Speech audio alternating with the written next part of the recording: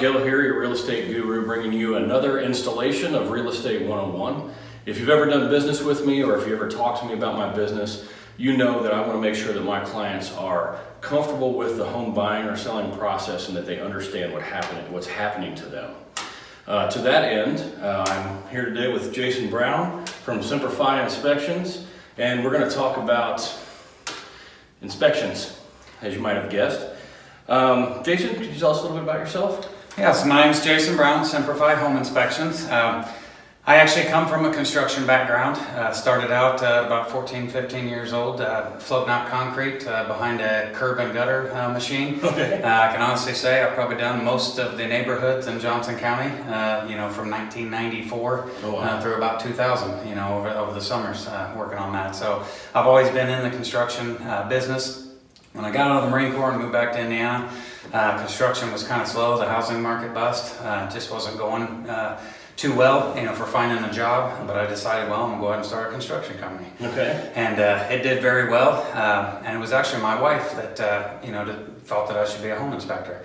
So I looked into it, and I've always had a knack for coming into homes and kind of seeing maybe the deficiencies, but not only the bad, the good in the homes as well. And I went ahead and took her advice and went to school and got on with a home inspection company, BPG, Buyers Protection Group. It's actually the nation's largest employee-based home inspection company. I did 2 years with them and finally decided, I'm kind of providing all of the referrals, doing the scheduling, why do I need to give 60% of my income? So I talked with my wife and we decided to go ahead and start my own company like I did with Simplify Reconstruction. And I tell you what, I haven't looked back. It's been the best thing, that I can do. I really like helping people, and this is a service industry, and what better than to own my own business and Sure. Make people happy and help their dreams come true. Thank you for your service. Yeah, thank you for your time as well. No problem. Yeah, you're busy too. Thanks for showing up. No problem. So we're going to start off the inspection for buyers. If you're a buyer out there, you'll have a purchase agreement, and the inspection is part of the purchase agreement as part of the contract. And you can choose whether or not to have an inspection. Jason, can you tell us why it's important that buyers get an inspection done on a home they're buying? Well, I feel buyers should always get an independent third-party inspector to inspect the home.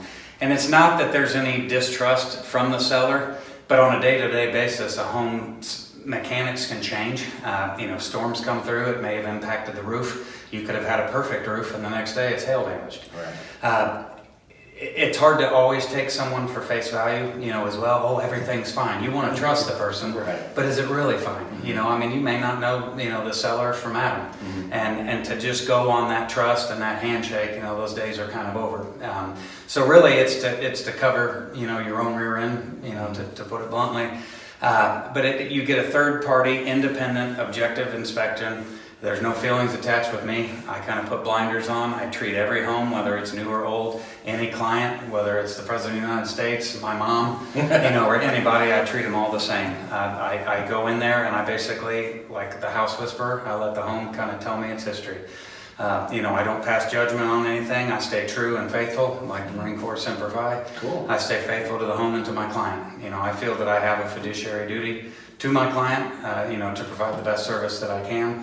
And that's what I'm there to do, to help them through, the buying process, and that's just one step among many. Right. Is finding the good, bad, and ugly, in the home, and why I encourage my clients to be there as part of the process, because I help educate them, I help them see the potential in the home that maybe they didn't think about. Okay.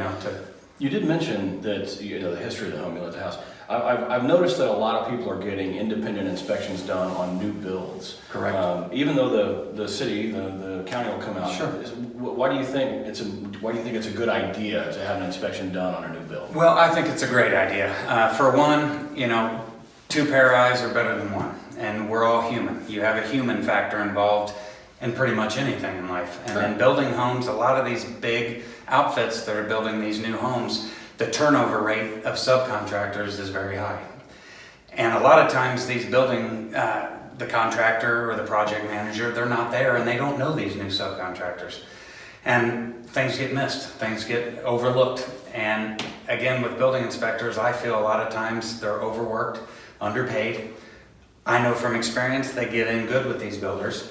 And a lot of times they'll come in and they've done it with me and they're like, looks good, Jason. We'll see you on the next one. And they didn't even inspect anything. Wow. And Wow. when I was younger, I would say, hey, Steve, do you mind please going and checking? I have you for 30 minutes. Please check. The guys working with me might have made a mistake. Mm-hmm. They're there to inspect. And I've caught $30,000 in repairs. I won't name the builder, but $30,000 in repairs. And this was on the final. I can only imagine wow. things that maybe were overlooked during, the Things rough behind the end drywall. frame behind the drywall. And that's why I offer pre-drywall inspections. Right after the inspector comes in for the rough end, I come in, and then a final inspection, and those are both discounted because I'm, doing inspections twice. So I think it's a great thing to do pre-listing inspections. So if you're building a new home, consider calling Jason, pre-drywall and final. I find on average about 30 to 40 things that need to be improved Oh, wow. upon. They may not be super major, but there's still things that the builder should not left untouched. And honestly, I've never had a builder or a project manager not fix them. Okay, cool. Okay, so why should sellers consider getting a pre-inspection prior to listing? So I feel a pre-inspection is necessary to try to identify the problems that may kind of derail a inspection process from the buyer, ahead of time. I find that those issues are biggest during the winter months when people aren't really wanting to buy, and you may have the one buyer that comes through, and let's say they have buyer's remorse, you may not get another buyer, and especially if you've already bought another home and it's kind of contingent upon selling this. If you could have identified those major problems, you could have fixed them, ahead of time and had a smooth transaction. Okay. So I do about 4 to 5 a month, and I always ask my sellers to, shoot me over a text or an email to let me know, how the inspection went, and they said that was the best money ever spent. It was smooth, and we close next week. Cool. So it's definitely money well spent. All right. Well, I know you like the buyers to participate. When they're buying a home, you like them to participate in the inspection. Why is that? I prefer my buyers to be there. It's an educational opportunity for me to, kind of show them the workings of their house.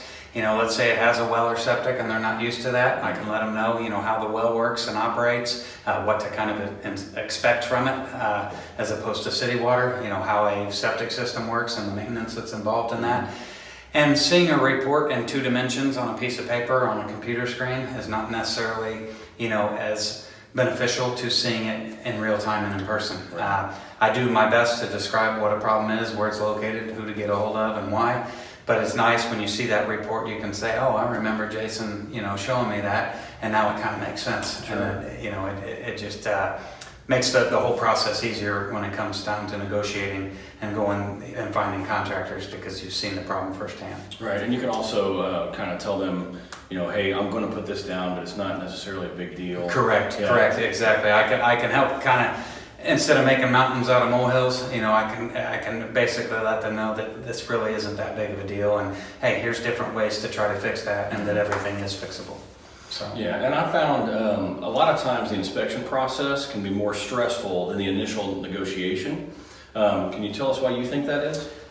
my personal opinion on why the whole inspection process is a little more, you're kind of committed at that point. You've signed the contract, you've put up your good faith money, and really the only way you're going to back out is if we find a lot of things, wrong with the house, and you're hoping that we're not finding anything wrong. You're following me around, you're seeing me take a lot of photos, and it's just kind of reality setting in, and you might start getting cold feet, but that's another reason I like you to be there, because I can walk you through, hey, this isn't really that big of a deal. Hey, I see this problem in almost every single house. And a lot of times they'll ask me, well, what do you think overall of the house? And if you ask my opinion, a lot of times I'll give it to you. I say, hey, this house rates a B+. Right. It's been very well maintained. You've got this, and this going for you. Hey, you could knock out this wall and open this up. Oh, really? So it's all things that I wouldn't otherwise be able to do. Right. If they weren't there. And again, I think that's why the inspection process can be a little daunting and nerve-wracking. Sure. And again, it can be one of the best things, because I identify the good things in the house as well as let you know that all these things are fixable and you're going to hopefully see your way to the closing table. Right. So. Okay, well, I'm going to give you a chance now to address the audience and give us buyers and or sellers the biggest piece of advice that you can give to anyone. The biggest piece of advice I could give to you is do your research when it comes time to find an inspector. There's a lot of inspectors out there, and my old saying is cheap isn't good and good isn't cheap. Me personally, I'm not the most expensive home inspector. I'm also not the cheapest home inspector. I do feel that I give you the most bang for your buck, if you will. I tend to go above and beyond industry standards and what we're required to do. I can attest to that. I feel that those, little consideration items and things, is kind of a handyman punch list of things that you maybe didn't think about that can help prolong the life of the house and help, reduce or incur, unnecessary expenses. Like I tell my clients, $1.50 tube of caulk goes a long way. Mm-hmm. Caulking those holes up around your windows and, putting proper flashings in place to keep the water out. So do your research, read reviews. I have 158 5-star reviews on Google, and I'm proud of that. I treat all my customers the same regardless of who they are. Again, I feel I have a fiduciary duty to provide the best inspection that I can, and there are several inspectors out there that will do that for you and that I refer to pretty much on a weekly basis when I'm too busy to do them. There are great inspectors out there. Just do your research, listen to your your realtor. They've been through the kind of gauntlet with home inspectors, as I'm sure you have, Mark, and they generally will refer the best inspectors to you. Absolutely. So to close things up, let's have a little fun. Tell us what's the craziest thing you've ever seen on an inspection. Craziest thing I've ever seen on inspection. I was actually down in Brown County, up in the attic, and I kept seeing signs of vermin in the attic.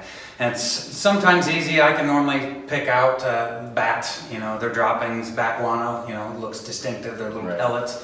I can normally pick out the mice, infestation. They like to leave little trails and tunnels and holes in the insulation, which I do call out for health reasons. And Sure. I like to chew on wires and insulation and on the wires.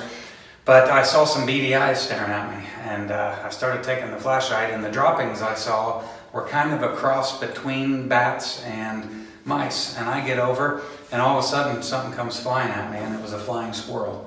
A flying squirrel had gotten into the attic, and it actually took off from the truss and flew all the way through the attic to the other side. Really? So yes, and he actually stopped on the other side, and I was able to get close enough to him, and I took a picture of him, but they were flying squirrels living in the attic. So they are a real thing down in Brown County. So, That's funny. yeah, that was probably one of the craziest. Well, thanks for taking time out of your busy schedule here in the spring. Thank you for inviting me. To come in. Hopefully the people out there will be a little bit more educated about the inspection process and make a difference in their lives. Definitely. If you guys don't use me as a realtor, I would recommend Jason as your inspector. Can you tell them how to get a hold of you, Jason? Yes, I can be reached at 317-361-7449. My email is jason@semperfiinspect.com. And my website is semperfiinspect.com, and that's semperfiinspect.com. Please check out my website, read my reviews to help give you a little better understanding of what other clients who have used me, thought of me, and I hope to work with one of you someday. All right. Thanks, Jason. Thank you very much. Thanks for joining us.